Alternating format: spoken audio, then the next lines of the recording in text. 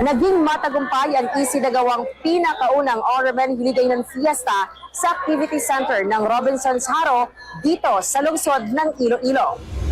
Layunin ng programang ito na mapreserba ang lokal na dialekto na Hiligaynon sa pamamagitan ng radyo.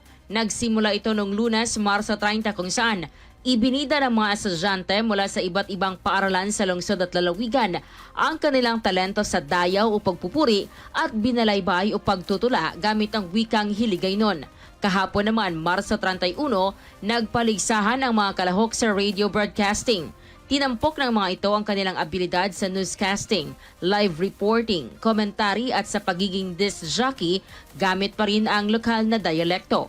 Laking pasasalamat ng mga hurado na isinagawa ng Ormen ang nasabing aktibidad dahil napukaw nito ang interes ng mga estudyante at mga kabataan na gamitin at aralin ang sariling wika nang sa gayoy mapreserba.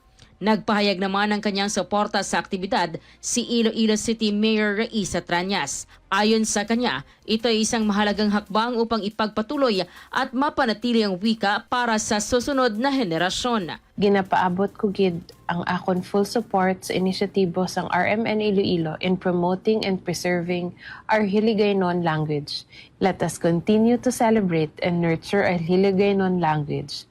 Kasama mo sa DYRI Ormen Iloilo, Radyoman Rezi Danyoso Bordon. Tatak Ormen. RMN Network News.